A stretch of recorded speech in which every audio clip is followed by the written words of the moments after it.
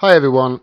Jeremy Corbyn did his keynote speech at the Labour Party conference this week in Liverpool, and if you haven't seen it, it's an hour long, almost exactly on an hour, and it's a progressive's wet dream. It really is. It's a progressive's wet dream. The whole hour was just fantastic.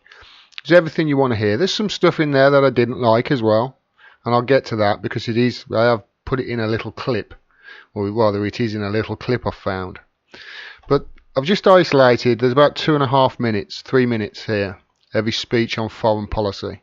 Just want to show you this little segment because it really does, in my opinion, show just how different he is from the Conservative Party on foreign policy. Let's watch. Britain's relationship with the rest of the world, our foreign policy, is no longer sustainable either. We're entering a new, fast-changing and more dangerous world, including the reckless attacks in Salisbury, which the evidence painstakingly assembled by the police now points clearly to the Russian state. When President Trump takes the US out of the Paris Accord and tries to scrap the Iran nuclear deal, moves the US embassy to Jerusalem and pursues aggressive nationalism and trade wars, he is turning his back on international cooperation and even on international law.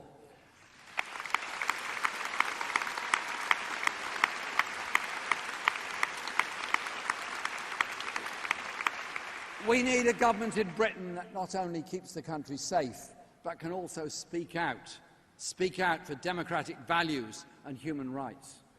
Today's Conservative government continues to collude with the disastrous Saudi-led war in Yemen, turning a blind eye to evidence of war crimes and the devastating suffering of millions of civilians. That's why I was honoured to attend the vigil this week held in Liverpool by the Yemeni community in protest against what is taking place.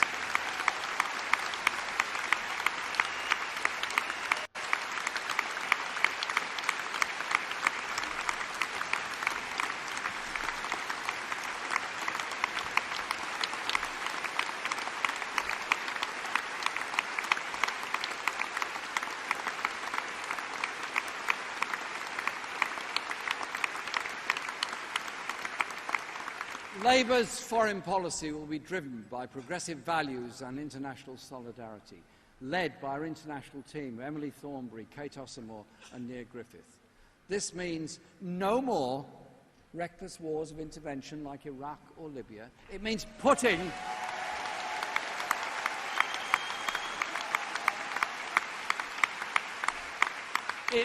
putting negotiation before confrontation, diplomacy before tub-thumping threats. And it means championing human rights and democracy everywhere, not just where it's commercially convenient.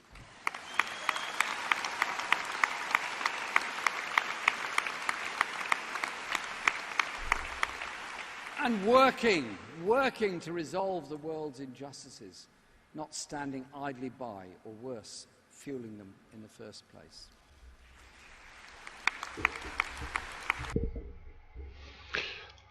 I don't know about you, but that really impressed me. It really did. I didn't talk through it on purpose just to give you some idea as to how good it was. And it was fantastic to hear that. It wasn't all great. I'll get to that. He said the UK's foreign policy is not sustainable. That's how he started that part of his speech off. He's so right. It's not sustainable. We know why we're involved in these wars in the Middle East. We know why.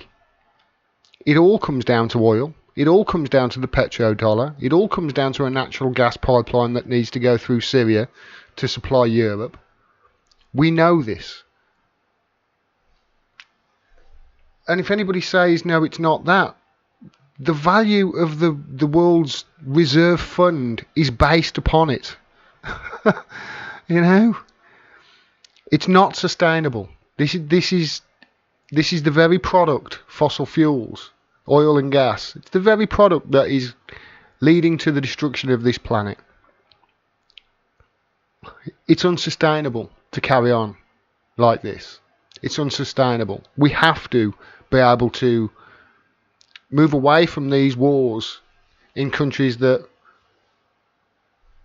we shouldn't be involved in and get on with taking care of our own country and our own power. And then he goes on to ruin it by saying the evidence points clearly to the Russian state. I suppose he has to say that. I think if he doesn't say that, that's what the headlines would be the next day. And as it stands, the headlines afterwards were very good. I'll get to that in a bit. He went on to then to call out Trump. You don't get Theresa May or the Conservatives calling out Trump. You get them sycophantically licking his arse like Boris Johnson does. And you get people like Jeremy Hunt going over and meeting Kissinger. You know, these foreign policies are night and day. And he called him out there for removing himself from the Paris Accord, from the Iran nuclear deal, and moving the embassy to Jerusalem. Those are three main things, and he was right to call him out. You won't get Theresa May doing that next week. You won't get Theresa May calling out Donald Trump. You'll get Theresa May trying to extend an olive branch to the US in hope of a trade deal. That's what you get.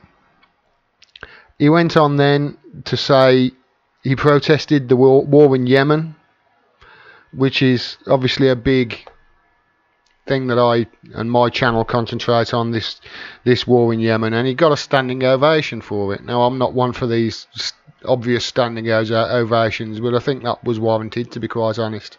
Standing up to this proxy war in Yemen that we are allowing.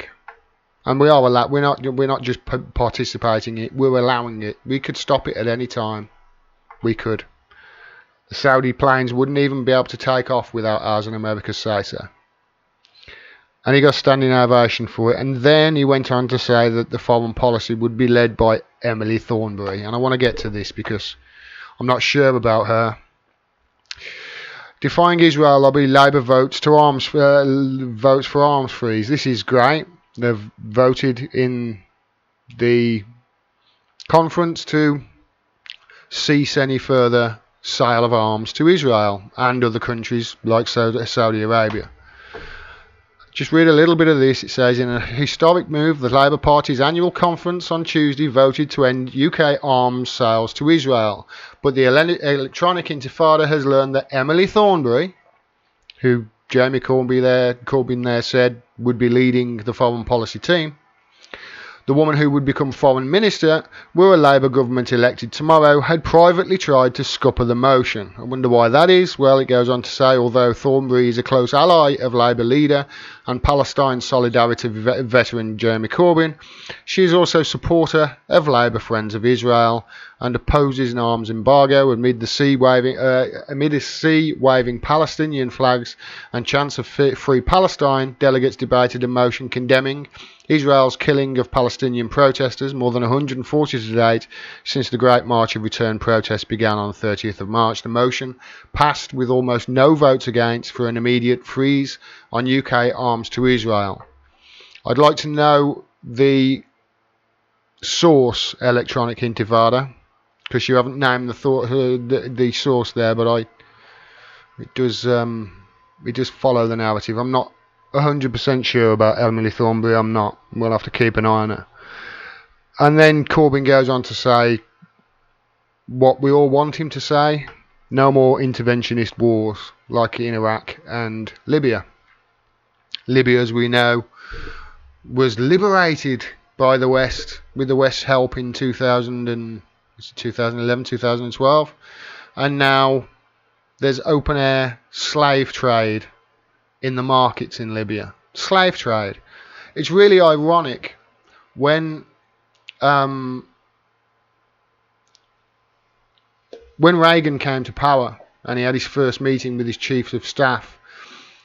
His chief of staff for the CIA, Bill Casey, was under investigation at the time because he was suspected of instigating a CIA coup in Libya to try and oust Gaddafi, rather.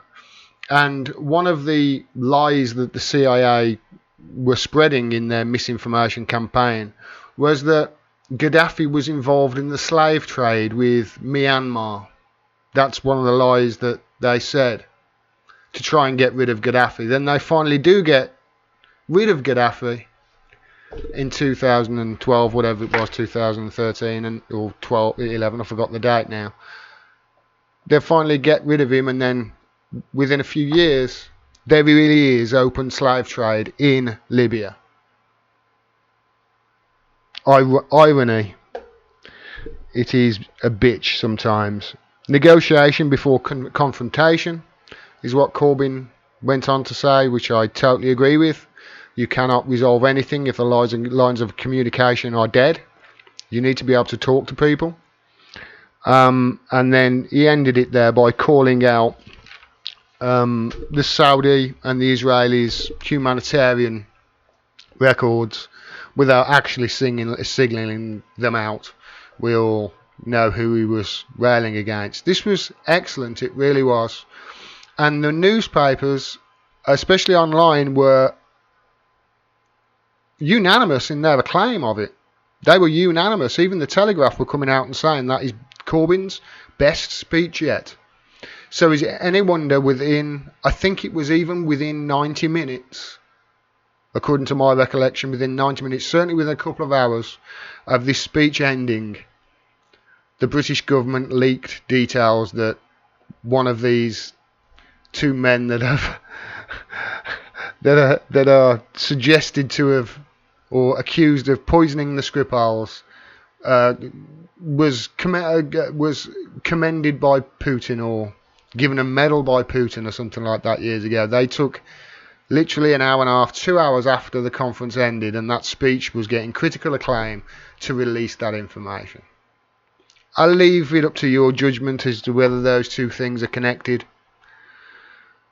But I just want to do a video just to say, well done, Corbyn. That is just exactly what I wanted to hear. There's a couple of things that I'm not happy with, but overall, you know what, I'll take that, because it's a radical shift in our country's foreign policy he's suggesting there. And I think the more people hear what he says, the more votes he's going to win. And that is usually the case with Jeremy Corbyn. When he gets to speak and people get to hear what he says, he wins votes. Unlike his opposition, who she's like Hillary Clinton. They don't want her to campaign and speak because wherever she does, her approval rating goes down. That was great to see, and it's going to be interesting now because the Conservative Party conference is next week, and I've got a feeling that their keynote speaker might have a bit of a more difficult time than Jezza did a few days ago. If you like this video and you want to see more, please subscribe and click the bell below. Independent media voices like mine are being censored across all social media platforms, so please share my videos everywhere you can to spread the word. If you can, please become a patron. The link is below as well. $1, $2, $5 a month, whatever you can afford. It really helps. I cannot do this without your support. Thanks very much for your support. Until next time, peace and take care.